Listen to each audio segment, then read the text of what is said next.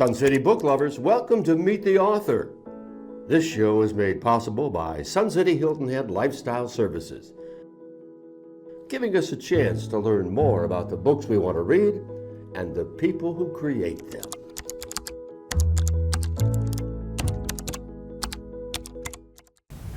Welcome to Meet the Author. Are you ready for an intriguing mystery set in the Lowcountry? Because this month's Meet the Author featured author is Donna Keel Armer. She's visiting Sun City for a second time with her second mystery novel, which is already garnering 5-star reviews on Goodreads. Title of the book is Moringa, Tree of Life. Let's meet the author. Donna, it's very nice to have you back. And we've added to the pile a new book, Moringa, Tree of Life. I think a fun way to start this, though, would be not with my words, but with the words of one of your fellow authors. Dana Ridenauer wrote about Moringa and said, "This book grabs you on page 1 and doesn't let go until the last page." Whoa! Having read it, I agree. But Dana's a good friend. And a wise woman, well, and yes. a very good reviewer. Thank you. Okay, so let's leave it to you then to give your preview to future readers of Moringa. What's really happening on those grabbing pages? First of all, it's so good to see you, Georgia. Thanks for having me back. Moringa, of course, was born out of the red starfish, and Cat wanted to come back to the Lowcountry to heal from all the activities and horrible experiences she had had in Italy with the loss of her friend. So from the get-go, from the very first chapter, she's accosted by someone when she goes out to this old plantation to look at a wedding venue. And from that moment on, her life goes up and down on a roller coaster. Mm-hmm. We're going to be talking about those roller coasters. Now, the plot, like Dana describes, is compelling. And one of the things, as reading both of the books, it's interesting to me that this is a standalone. Mm-hmm. Anyone can pick this book up and feel very comfortable going through, page by page. But having read both, it was amazing to me that not only did you welcome in the new readers, but you kept us and brought us right back into Cat's life, which I thought was phenomenal. Just the way you wove through and reminded us of the things that had happened and reminded us of why she was going through certain feelings. What are the triumphs and challenges in trying to keep that flow together? One of the things that I never expected to do was to write a series. When I wrote Red Starfish, it was a standalone. And when I submitted it to the publisher, she said, "I really like this, but I'm going to like it much better if it's a series." And so I had to do some rewriting because I had finished the manuscript by then, and I had to do some rewriting. But the thing that I have found that I love about writing a series is you get to see the characters mature. When you first meet Cat, she's struggling a lot. She's in her late 30s. A lot of things have happened to her in a short amount of time. And as she moves into the second book, Moringa, Tree of Life, you grow with her. You see, and you want to say, "No, stop, don't go in that direction." But I think that's the thing when I read series that I like to know, that I get to know the characters. They become my friends. They become the people that I want to pick up the next book, and I want to see what has happened to their lives. Let's talk about those characters. And I mentioned the word roller coaster would come up again.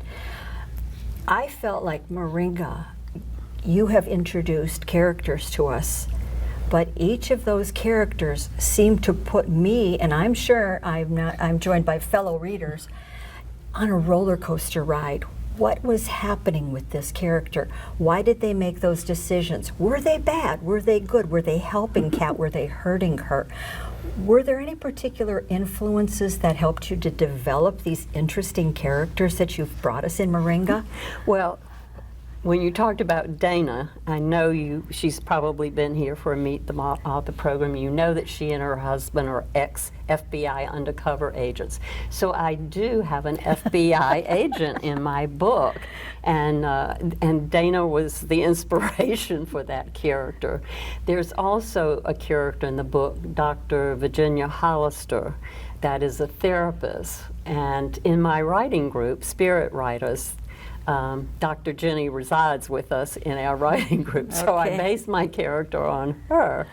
And I think the world is politically unsettled at the moment, and it wasn't particularly when I was writing this book, but of course politics comes into play in that there is a senator as a character in this book. There's also a Spanish count. So there's Sheriff Blackwell, and a lot of those characters will go over into the third book. Oh, well, I'll tell you, they kept me on my toes. And again, you know, can't give too much away because we want everybody to read it, but it really was a fun ride with some of those characters to see how they've affected Cat's life. And really, Cat, really, I thought, went through a growth process in this. Did you, of all the characters that you developed, is there a particular one that really holds your heart and that you love sitting down to write that person's, you know, evolution in the book? Well, of course, it would be Cat. But Cassie, who had a just barely a mention in the Red Starfish, has come into a full character, and she will continue on in the books. But it is Cat. First of all, I was a caterer, and so I've given her that same job because as writers, we always write about what we know, and I know about catering. So I also know a lot about a lot of the pitfalls that she is experiencing. And I think all of us do as we go through life, when we make certain choices, and later when we look back, we think, what was I thinking? So the thing with Cat, she talks to me. She's in my head. So every book I write, she's the director. I don't know whether you call her the director or the producer, but she's there, and she's telling me when, no, you're going in the wrong direction, or that character needs to go away, or that character needs to be embellished. She's very strong with the voices in my head. I wondered what was pulling all that through. Interesting. Now, the last time we met, and it was in your book, in Red Starfish, that you talked about how important place is to you. And that's what you call it. You don't call it setting, you call it place. And you said place will be a part of every book I write. Yes. And you consider it a character I do. among all these other characters. Yes, I do. So now you've moved, you know, your protagonist, Cat, is now back in the Lowcountry. How did you feel that stood up in your writing versus the first experience where you've had your place was Italy? One of the things that I discovered for myself is that my heart is big enough to have more than one place. And I moved to the Lowcountry in 2014, and up to that point, Italy was the only place in my heart. But when I moved here, Italy moved over so I could allow the Lowcountry to come in. I love the Lowcountry, and I think for me, it also has a European flair. The Spanish moss hanging from those magnificent oaks, the shops that are, you know, Beaufort was settled in 1711, so Charleston, the oldest city, Savannah, all of us up and down this wonderful coastline that we call the Lowcountry. And it just seeps into my blood, the smells, even the humidity, even the heat, even the no-see-ums, you know, because with the good, you have to take the bad. As you started the book. Yes. That was the start of the book. You know, helping us to recollect. Yes. I put good and bad. I put place as the very first character You in did. the book. And I actually went back this afternoon to look at Red Starfish, and I said, as much as important as it is to her, she didn't have it. No, you I did not didn't. have it in Red Starfish, but that is. Yes. Because I was like, that is such a thing with you. Now, interestingly enough, part of talking about this geography and loving this area, we probably should have you remind everybody about the Moringa tree and why it became a part of this book and a part of the Lowcountry. Yes. And its relevance, really, Yes. to Yeah. world issues. Well, just as I did in the Red Starfish, I did the ecology of the ocean. And these are very small sub-subjects, I guess you would say. But they're very important to me. We are stewards of this earth. And I came across the Moringa tree when I was reading an article in the New York Times. And it was just so impactful to me that here was a tree growing, and predominantly in India, but it was growing, and every part of the tree has healing powers or can be used for food or fertilizer or a variety of things. Labeled nutritionally as a superfood. Yes, and I wanted to bring it into a different environment, a different culture, and by doing my research I discovered that these trees are being grown in Arizona. So I thought, well, I can do a little play off of that and see if we can come up with a hybrid, which of course Cat and the Count set out to do. So That was interesting. Now, the other issue of human rights that you brought into the book, tell us about that. human trafficking, and I think the thing that stunned me the most, I gave this book launched in, June 15th of last year, and that very day in our local newspaper they had arrested the ringleaders of human trafficking in Beaufort County. And my background, my education is in psychology and theology, and I came and I also did volunteer work at summer camps with children that had been abused and had been solicited, and I did crisis counseling, and I just felt this is a topic, like we have so many topics that we sweep under the rug. We really don't want to know the ugly side of things. So it was important to me to bring this into the beauty of this place I love so much, but to know that in all of this goodness and beauty, there is always an underbelly, and we need to examine the underbelly. It was impactful. It's nice to have the mystery. It's nice to be entertained, so to speak, but the thoughts that you left behind, the themes that you left with us in this book were pretty impactful, both in the idea of the human trafficking and in the nutritional needs that some of our families and countries and still have. So thank you for that. I think that was exceptional for you to give us that benefit of having to think. Thank you. And care. And care. And to care. Now, do you have any words of inspiration after writing 2 mystery novels and working on the 3rd to be soon here for aspiring writers here in Sun City? I think more than anything is whatever we decide in life is important to us, whatever we feel passionate about, that's what I recommend. And it could be writing, it could be art, it could be any gardening, it could be any kind of skill.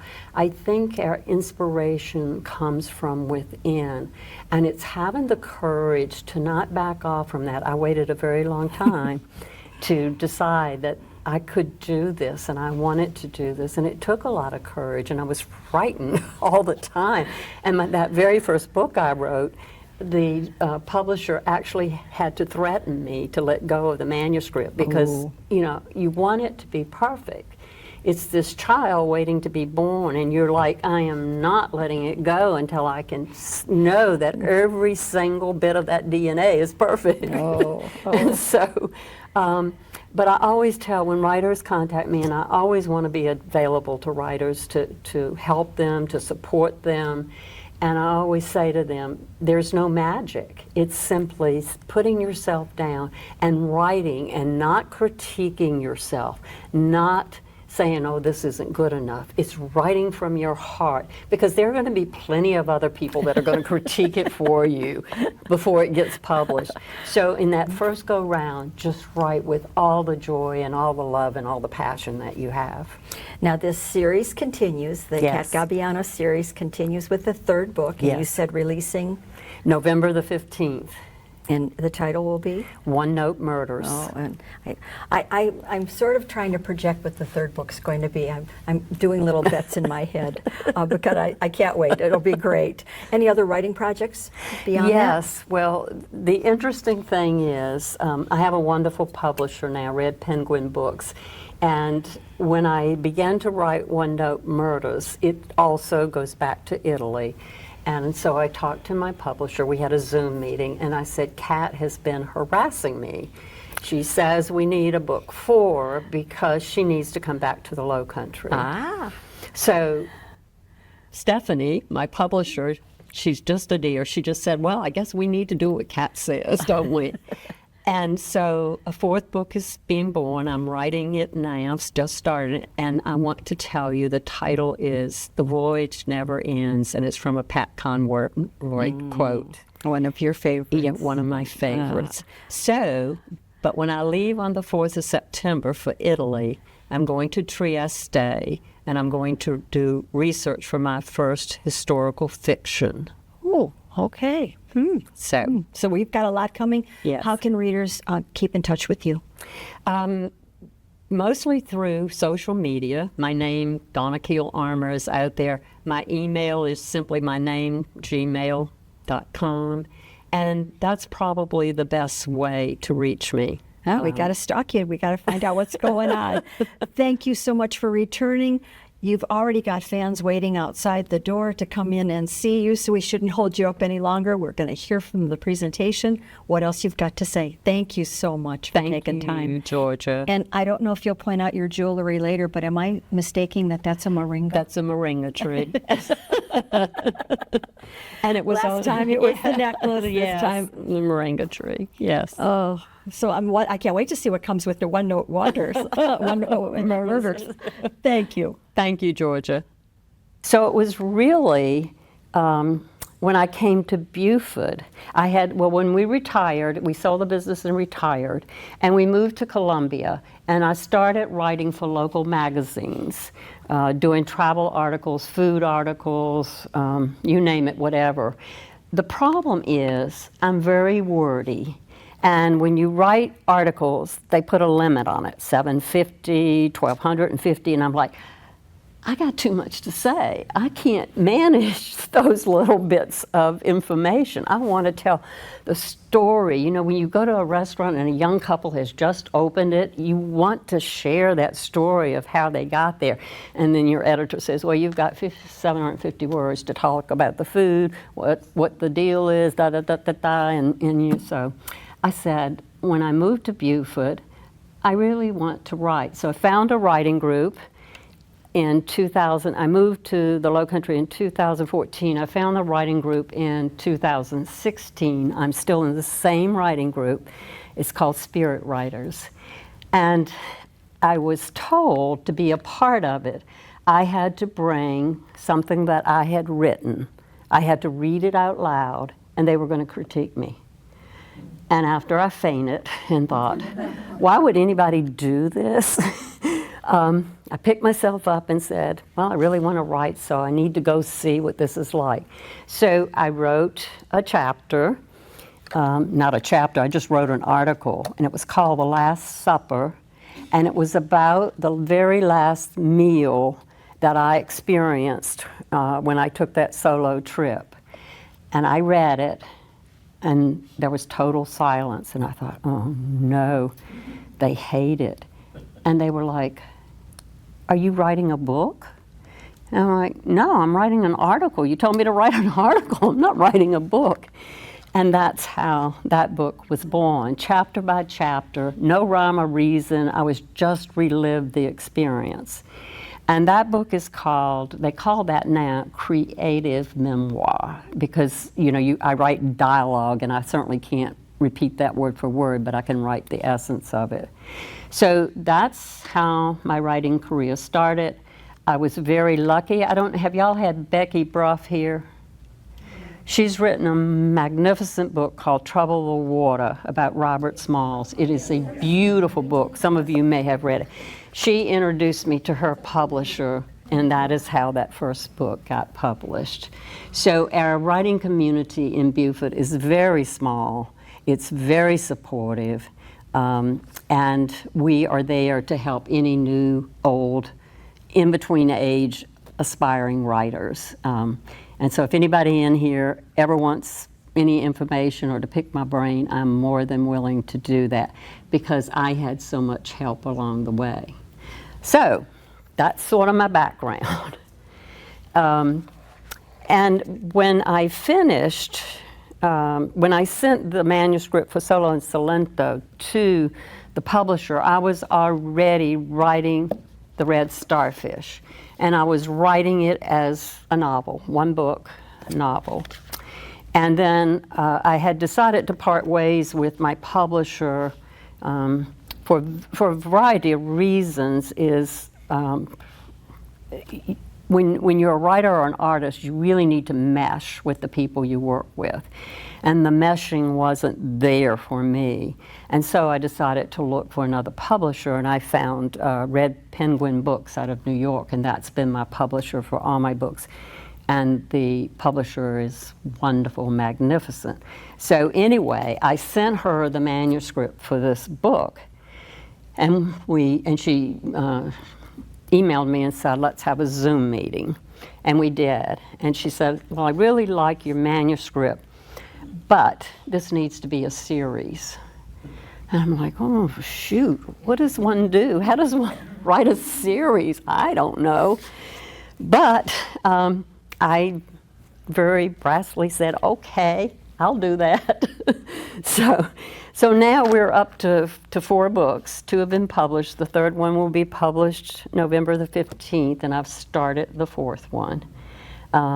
So it has sort of a life of its own, and I'm happy about that. People ask me about writing a series versus writing one book. I never thought about it. I mean, it's not something in my long-term planning that would say, oh, I'm going to write a series. But the thing that I found the most difficult is connecting the books. First creating the books so they stand alone and you can read them separately, but providing enough information in the next book and the next book and the next book without bogging people down and getting them bored because they're like, oh, I heard that before. That is so difficult. But what outweighs that is the ability to develop your characters over a period of time and to see them grow and mature. And if you don't like them, kill them. Yeah. And you'll notice when you read all my books, some of the people don't make it to the next book. And all these years, because I've moved a lot, Italy was sort of that center for me. It was the place where my heart felt most at home. And that was until I moved to the Lowcountry. And I had to scoot Italy over a little bit to move the Lowcountry in. So, and I also found out my heart was big enough for 2 places. And so the first book takes place predominantly in Italy. The next book, Moringa, Tree of Life, the beautiful cover, the Lowcountry. And I'm just going to read again the very first part of this book, if you've read it. In The Red Starfish, place unravels throughout the book. In Moringa, you get smacked right between the eyes with place right from the first page, so you know how important it is. South Carolina has over 500,000 acres of salt marshes, more than any other state. The coastline teems with life, species range from the sublime to the dangerous. A good day is full of blue herons, nesting ospreys, snowy egrets, rusty sandpipers, marsh wrens, clapper rails, and a Broadway production performed by a pod of dolphins dancing in the Beaufort River. On a bad day, spiders, mosquitoes, no-see-ums wait to attack. A marsh snake might slither out of the Spartina, or a gator might open its jaws to a foot straying off the path. Pluff mud, if disregarded, can suck a body into its sulfurous thickness and will it to suffocate. But it is not nature that is without a moral compass. It is the human predator, the one who has a choice and chooses evil. So, and that's how this book starts out.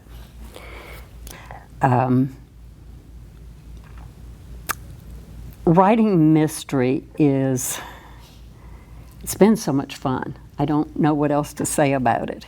And being able to kill people off has been really a lot of fun.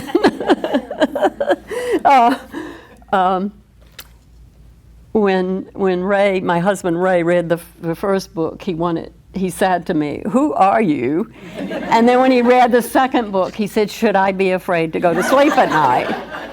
And he never reads the books until they release, because he says, I change them nonstop, and I do. I edit up till the last minute, because there's still, and it will be, my next book will be my fourth book, there's still this fear that something's wrong, that I haven't got it right, there are mistakes, there's this, that, and I hold on to it.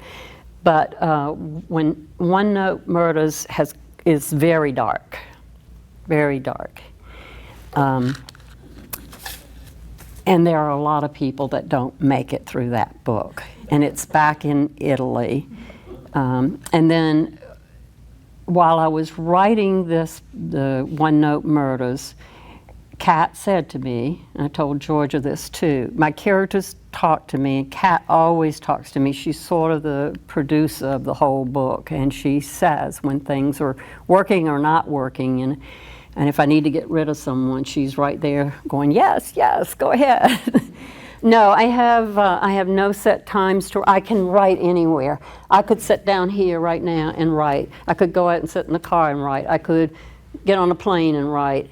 Or I could do none of it. You know, I only write when it's right for me to write, when the spirit moves me. And like I can be at the gym, and I walk a lot, so, or I'm at the gym, and all of a sudden, I have the vision of what I should be working on next. And so if I'm walking, I have my phone, and I just, have the little app I use, and I just say, remember, you want to write about da da da da da. At the gym, it's a little harder. I have to try and think, how am I going to remember this? Sometimes I'll wake up in the middle of the night, and I just get up, and I write. So I am very undisciplined, so I'm not exactly your role model for how to be a writer. Like I said, a lot of authors have big boards, and they put their characters on them, and they have plots and subplots, and they have strings that they do, and they write the same time in the same place every day. I'm too old to fool with all that stuff, I just want to write when it feels good to be doing it.